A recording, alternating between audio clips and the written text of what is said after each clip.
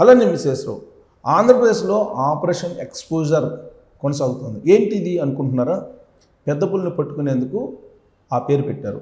ఆ పెద్ద పులిని ఎక్స్‌పోజర్ అని పేరు పెట్టారు. సాధారణంగా పులి సంచారం గురించి తెలిసినటువంటి వాళ్ళు పులి కొంచెం పెద్దదైన తర్వాత 2-3 సంవత్సరాల తర్వాత దాని స్థావరాన్ని ఏర్పాటు చేసుకుంటుందట. వేటకు ఒక సరిహద్దును నిర్ణయించుకుంటుంది. ఆ సమయంలో అడవుల నుంచి బయటికి రావడానికి కారణం అని చెప్పి అటవీ శాఖ అధికారులు చెప్తూ ఉన్నారు. జంతు సంరక్షణకు సంబంధించినటువంటి వాళ్ళు కూడా చెప్తున్నటువంటి మాట ఇదే. రీసెంట్గా తూర్పుగోదావరి జిల్లా రాజమండ్రిలో ఒక పెద్ద పులిని పట్టుకున్నారు. అది ఛత్తీస్గఢ్ అడవుల నుంచి వచ్చింది అని చెప్పి చెప్తూ ఉన్నారు.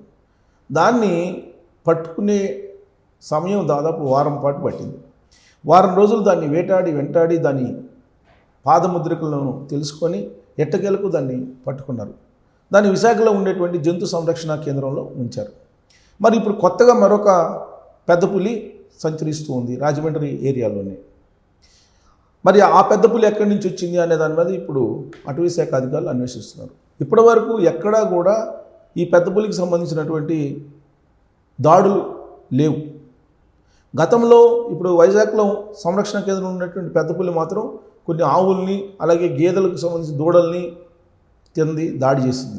కానీ ఇప్పుడు సంచరిస్తున్నటువంటి పులి ఇప్పటివరకు ఎక్కడ దాడులు చేసినటువంటి దాఖలాలు లేవు. కానీ మరొక పెద్ద పులి సంచరిస్తుంది అనేది మాత్రం వాస్తవం అని చెప్పి అటవీ శాఖ అధికారులు చెప్తున్నారు. ఎలా చెప్పగలుగుతున్నారు అని అంటే పులి పాద ముద్రికలను బేస్ చేసుకొని చెప్తూ ఉన్నారు. గతంలో కూడా గత వారం ఒక పెద్ద పులిని పట్టుకున్నారు. దాని పాద ముద్రికలను బేస్ చేసుకొనే దాని అడుగుజాడల్ని గమనించి దాన్ని వేటాడి ఎట్టకేలకు పట్టుకోగలిగారు.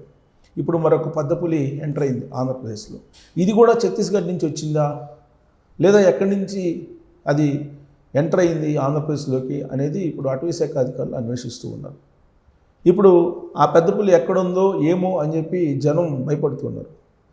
రీసెంట్ వరకు 2 వారాల వరకు కూడా పెద్ద పులి సంచారం దాని దాడులను విన్న తర్వాత మీడియాలో అక్కడ ఉండేటువంటి జనం భయానక వాతావరణంలో గడిపారు.